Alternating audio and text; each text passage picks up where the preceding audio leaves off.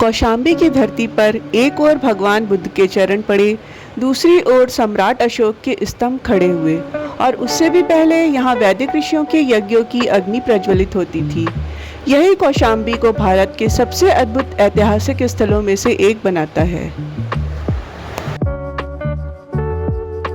नमस्कार दोस्तों, आप सभी का स्वागत है हमारे एक और ऐतिहासिक और रोमांचक ट्रैवल ब्लॉग में। आज हम जा रहे हैं उत्तर प्रदेश के कौशाम्बी जिले में स्थित उस प्राचीन नगरी में जिसे भारत के इतिहास, धर्म और संस्कृति का एक जीवंत संग्रहालय कहा जाए तो गलत नहीं होगा। लेकिन दोस्तों, कौशाम्बी की कहानी शुरू होती है हस्तिनापुर से। पौराणिक कथाओं और पुराणों के अनुसार महाभारत युद्ध के बाद कुरुवंश की राजधानी हस्तिनापुर थी, लेकिन समय के साथ गंगा नदी में आई भीषण बाढ़ और प्राकृतिक आपदाओं के कारण हस्तिनापुर का एक बड़ा भाग नष्ट हो गया।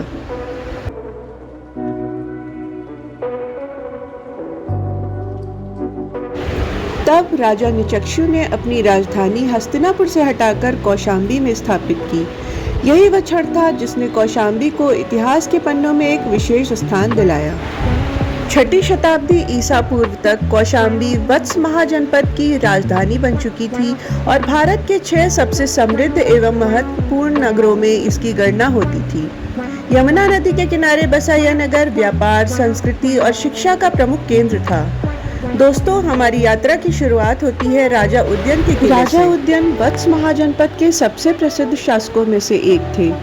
इतिहासकार उन्हें भगवान बुद्ध का समकालीन मानते हैं। कहा जाता है कि उन्होंने इसी कौशाम्बी से अपने विशाल राज्य का शासन चलाया था। आज भले ही किले के केवल अवशेष बचे हों, लेकिन इन्हीं दीवारों के बीच कभी एक शक्तिशाली साम्राज्य की गतिविधियां संचालित होती रही।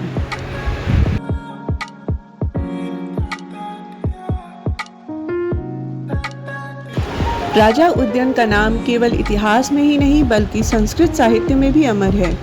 उनकी और राजकुमारी वासवदत्ता की प्रेम कथा भारतीय साहित्य की सबसे प्रसिद्ध प्रेम कथाओं में गिनी जाती है।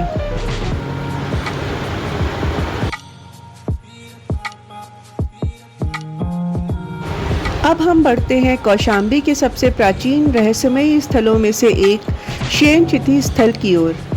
दोस्तों, कौशाम्बी केवल बौद्ध और जैन धर्म का केंद्र नहीं था, बल्कि यह वैदिक सभ्यता का भी एक महत्वपूर्ण केंद्र रहा है। शयनचिति एक विशेष प्रकार की वैदिक यज्ञ वेदी थी, जिसका निर्माण बाज या गरुड़ की आकृति में किया जाता था। पुरातत्वविदों द्वारा खोजा गया यह स्थल हजारों वर्ष पुरानी वैदिक यज्ञ परंपरा का प्रमाण माना जाता है।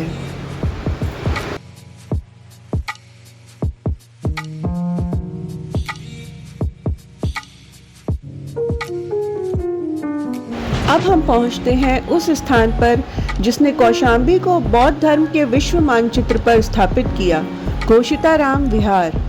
कहा जाता है कि कौशाम्बी के प्रतिष्ठित व्यापारी घोषित ने भगवान बुद्ध को सम्मान पूर्वक आमंत्रित किया था और उनके रहने के लिए इस भव्य विहार का निर्माण करवाया था। बौद्ध ग्रंथों के अनुसार भगवान बुद्ध अपने बोधि प्राप्ति के 6ठे और 9वें वर्ष में यहाँ आए थे। यह वही स्थान है जहां भगवान बुद्ध ने कई बार वर्षावास किया और अपने उपदेश दिए। उत्खनन में यहां भिक्षुओं के रहने के कक्ष, विशाल स्तूप और अनेक प्राचीन संरचनाओं के अवशेष प्राप्त हुए हैं। लगभग 2500 वर्ष पुराने इन अवशेषों को देखकर ऐसा लगता है मानो इतिहास आज भी यहाँ सांसें ले रहा हो।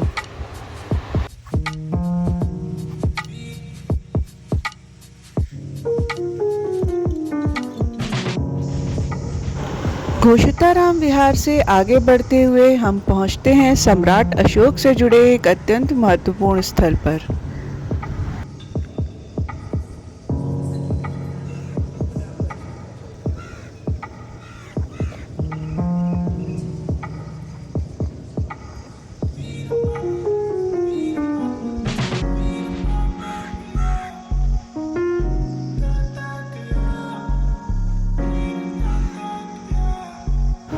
मौर्य सम्राट अशोक ने कौशाम्बी में पत्थर के स्तंभ स्थापित करवाए थे।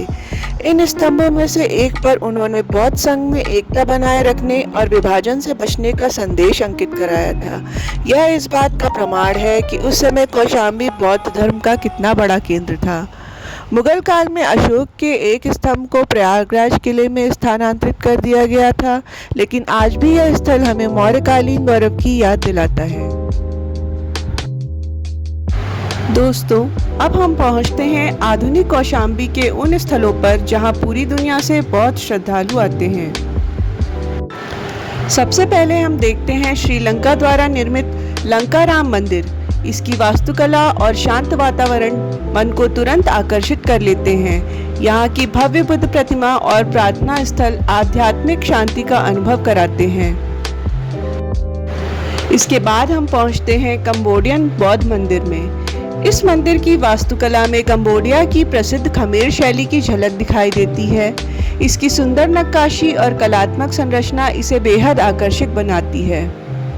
इन अंतर्राष्ट्रीय मंदिरों को देखकर समझ आता है कि भगवान बुद्ध का संदेश सीमाओं से परे पूरी दुनिया में फैला है और आज भी करोड़ों लोगों को प्रेरित कर रहा है।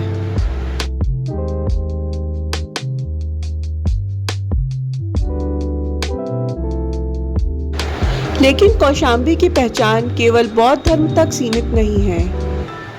यह जैन धर्म का भी एक अत्यंत महत्वपूर्ण तीर्थ है। जैन परंपरा के अनुसार 24 तीर्थंकरों में से छठे तीर्थंकर भगवान पद्म प्रभु का जन्म यहीं कौशाम्बी में हुआ था। इसी कारण यहाँ एक भव्य जैन मंदिर और तीर्थ क्षेत्र विकसित किया गया है। मंदिर परिसर में स्थापित शिलालेख कौशाम्बी के गौरवशाली इतिहास और भगवान पद्म प्रभु के जीवन से जुड़ी अनेक महत्वपूर्ण जानकारियां देते हैं। जब हम इस पूरी यात्रा को देखते हैं तो महसूस होता है कि कौशाम्बी केवल एक पुरातात्विक स्थल नहीं बल्कि भारतीय सभ्यता की हजारों वर्षों की यात्रा का जीवंत साक्षी है। एक ओर हस्तिनापुर से राजधानी बनने की कहानी है, दूसरी ओर राजा उदयन का वैभवशाली किला। कहीं वैदिक यज्ञों की शेन चिति है तो कहीं भगवान बुद्ध के चरणों से पवित्र घोषिताराम विहार। एक ओर सम्राट अशोक की विरासत है तो दूसरी ओर भगवान पद्म प्रभु की जन्मभूमि। शायद यही कारण है कि कौशाम्बी को भारत की उन दुर्लभ धरती में गिना जाता है जहां वैदिक संस्कृति, बौद्ध धर्म, जैन धर्म और प्राचीन भारतीय इतिहास एक साथ देखने को मिलते हैं। अगर आपको इतिहास, संस्कृति और आध्यात्मिकता से प्रेम है तो कौशाम्बी आपके लिए किसी खजाने से कम नहीं है। उम्मीद है आपको हमारा यह ऐतिहासिक सफर पसंद आया होगा। अगर वीडियो अच्छा लगा हो तो वीडियो को लाइक करें, चैनल को सब्सक्राइब करें और अपने दोस्तों के साथ शेयर करना न भूलें। मैं मिलती हूँ आपसे अगले ब्लॉग में एक और अद्भुत ऐतिहासिक यात्रा के साथ।